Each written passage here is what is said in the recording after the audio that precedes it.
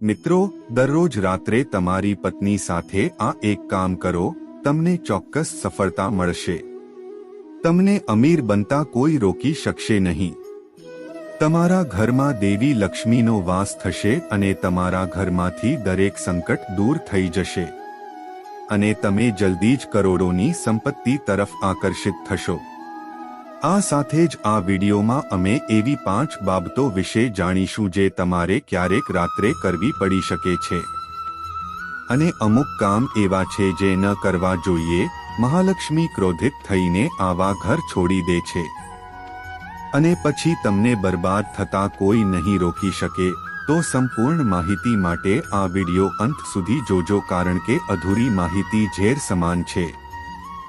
મિત્રો, વિડીયો શરૂ કરતા પહેલા અમારી ચેનલને સબસ્ક્રાઇબ કરો. મિત્રો, આપણો દિવસ સૂર્યોદયથી શરૂ થાય છે અને સાંજની શરૂઆત સૂર્યાસ્તથી થાય છે.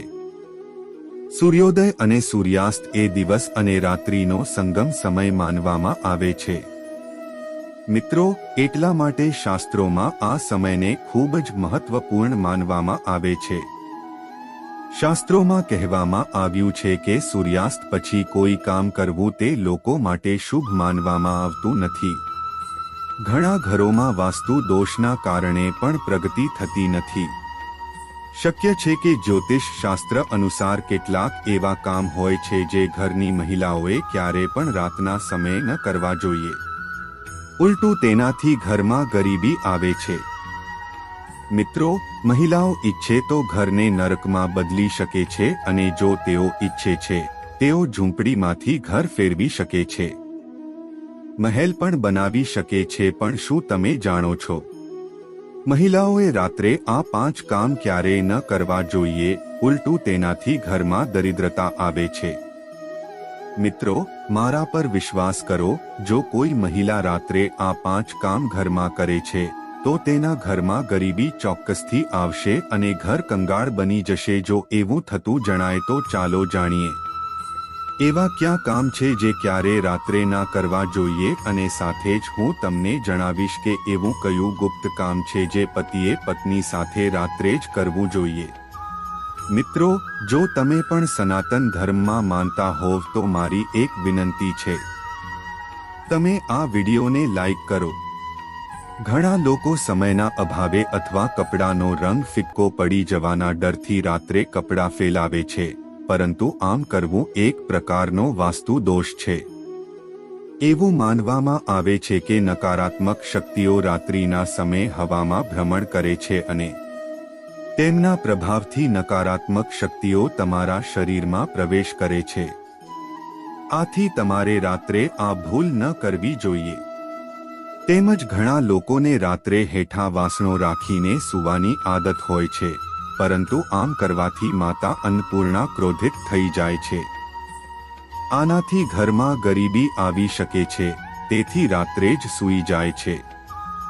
વ્યક્તિએ વાસણો સાફ કર્યા પછી સૂવું જોઈએ. વ્યક્તિએ પડેલા વાસણો છોડવા જોઈએ નહીં. મિત્રો, નંબર 2, ઘણા લોકો રાત્રે સૂતી વખતે અને જમણી બાજુએ તેમના જૂતા અને ચપ્પલ બેડની નીચે રાખે છે, જ્યારે આ બિલકુલ ખોટું છે. આવું કરવાથી ઘરમાં અશાંતિ આવી શકે છે.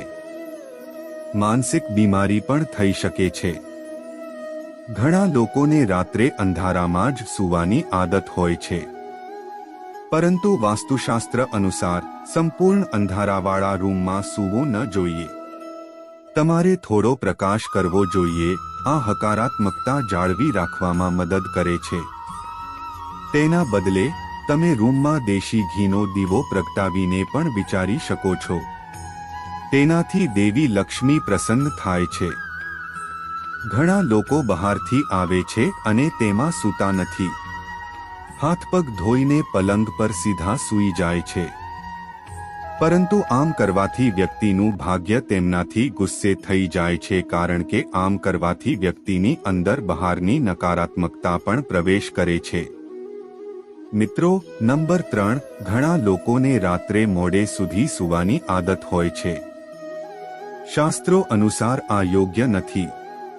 આવું કરવાથી સ્વાસ્થ્યને નુકસાન થાય છે અને ઘરમાં ગરીબી પણ આવે છે. પૂજા રૂમને કોઈ પણ સમયે ખાલી રાખવો જોઈએ. રાત્રે ભગવાનની મૂર્તિઓ અને ચિત્રો પર કોઈ કપડું ન રાખવું. રાત્રે સૂતી વખતે દરવાજા તરફ માથું કે પગ ન વાળો, આમ કરવાથી મૃત્યુનો ભય રહે છે. મિત્રો, ચોથા નંબરે ઘરમાં દેવી લક્ષ્મીની કૃપા જાળવી રાખવા માટે ઘર વાસ્તુમુક્ત હોય એટલું જ પૂરતું નથી, પરંતુ ઘરમાં કેટલીક બાબતોનું નિયમિત ધ્યાન રાખવાથી દેવી લક્ષ્મીની કૃપા મેળવી શકાય છે. કહ્યું કે માતા લક્ષ્મી ઘરમાં છે. જ્યારે ઘરમાં સ્વચ્છતા હોય ત્યારે જ દેવી લક્ષ્મીનો વાસ થાય છે. મિત્રો, દરેક વ્યક્તિ સવારે સૂર્યોદય પછી પોતાના ઘરની સફાઈ કરે છે, પરંતુ વાસ્તુશાસ્ત્ર અનુસાર સાંજે, ખાસ કરીને સૂર્યાસ્ત પછી ઘરની ઝાડુ કરવી એ બિલકુલ શુભ માનવામાં આવતું નથી. વાસ્તુશાસ્ત્ર અનુસાર સવારે ઘર સાફ કરવું શ્રેષ્ઠ માનવામાં આવે છે, પરંતુ જો કોઈ મજબૂરીને કારણે તમારે આવું કરવું પડતું હોય તો રાત્રે ઘરની બહાર કચરો ન ફેંકો, સવારે સાફ કર્યા પછી જ ફેંકી દો.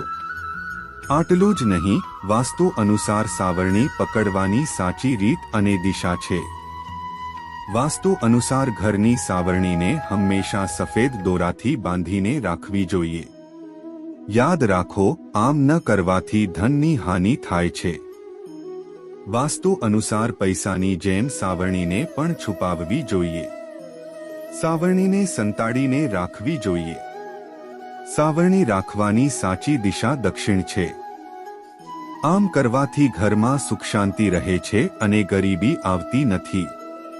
રાત્રે ઘરના મુખ્ય દ્વારની બહાર સાવરણી રાખવી ખૂબ જ ફાયદાકારક માનવામાં આવે છે. તેને મુખ્ય દરવાજાની અંદર રાખો અને સવારે સૌથી પહેલા મુખ્ય દરવાજો સાફ કરો. એવું કહેવાય છે કે રાત્રે આવી જગ્યાએ સાવરણી રાખવાથી નકારાત્મક શક્તિઓ ઘરમાં પ્રવેશતી નથી. જ્યાં ભોજન કરવામાં આવે છે ત્યાં પણ સાવરણી ન રાખવી જોઈએ. ભોજન સ્થાન પર માતા અન્નપૂર્ણાનો વાસ હોય છે.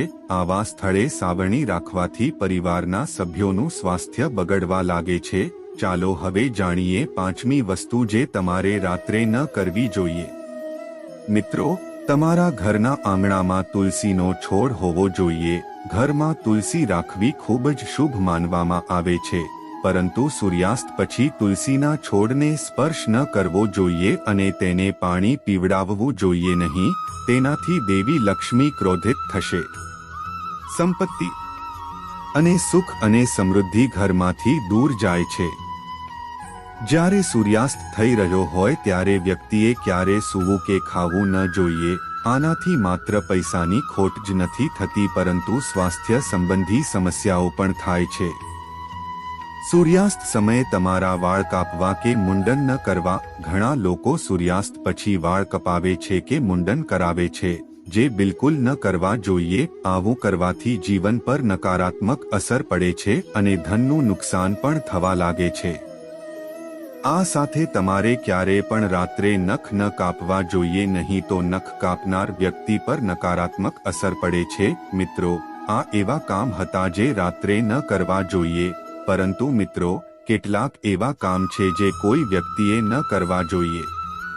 રાત્રે સ્ત્રી એક સાથે કામ કરીને વ્યક્તિને સફળતા હાંસલ કરવામાં કંઈ પણ રોકતું નથી. આચાર્ય ચાણક્ય એક મહાન વિદ્વાન હતા. તેમની નીતિઓના આધારે તેમણે ચંદ્રગુપ્ત મૌર્યને રાજાના સિંહાસન પર બેસાડ્યા હતા. જો તમારે સફળ થવું હોય તો તમારે રાત્રે તમારી પત્ની સાથે આચાર્ય ચાણક્ય દ્વારા કહેવામાં આવેલ આ કાર્ય અવશ્ય કરવું. ચાણક્ય નીતિ અનુસાર જો તમે આ કામ તમારી પત્ની સાથે રાત્રે કરો છો તો તમે પણ જલ્દી જ અમીર વ્યક્તિ બની જશો. પરંતુ યાદ રાખો, આચાર્યજીએ એમ પણ કહ્યું છે કે જો તમે તમારી પત્ની સાથે રાત્રે આ કામ કરો છો તો તમારે ક્યારેય બીજાને કહેવું જોઈએ નહીં, નહીં તો તમે બરબાદ થઈ શકો છો. મિત્રો, આપણા હિન્દુ ધર્મ અને શાસ્ત્રોમાં મહિલાઓને દેવી સમાન માનવામાં આવે છે અને ઘણી જગ્યાએ મહિલાઓની પૂજા પણ કરવામાં આવે છે. આચાર્ય ચાણક્યના જણાવ્યા અનુસાર રાત્રે સૂતી વખતે પતિએ પોતાની પત્નીને નિખાલસ પ્રેમ કરવો જોઈએ. જો કોઈ અંતર ન હોવું જોઈએ તો પતિ અને પત્ની જો કોઈ મતભેદ હોય તો પણ રાતના સમયે બધી અણબનાવનું નિવારણ કરો. તમારા સંબંધોને સારી રીતે જાળવી રાખો અને તમારા સંબંધોને વધુ મજબૂત બનાવો. આવા લોકો પર હંમેશા દેવી લક્ષ્મીની કૃપા રહે છે. જે ઘરોમાં પતિ પત્ની સૂતી વખતે એકબીજાને પ્રેમ કરે છે, આવા ઘર સ્વર્ગ સમાન ગણાય છે. આવા ઘરોને અમીર બનતા કોઈ રોકી શકતું નથી, પરંતુ યાદ રાખો કે આચાર્ય ચાણક્ય કહે છે કે બેડરૂમમાં વિતાવેલી પળોને ક્યારે કોઈની સામે શેર કરવી જોઈએ નહીં. તમારે ક્યારે પણ આ વાતનો ઉલ્લેખ ઘરમાં કોઈને પણ ન કરવો જોઈએ, તમારા મિત્રોને પણ નહીં, તો તમારું ઘર બરબાદ થવામાં સમય લાગશે નહીં. આચાર્ય ચાણક્ય કહે છે કે જ્યારે પતિ પત્ની વચ્ચે પ્રેમ વધે છે તો ઘરમાં સુખ શાંતિ રહે છે, સમૃદ્ધિ આપોઆપ આવે છે.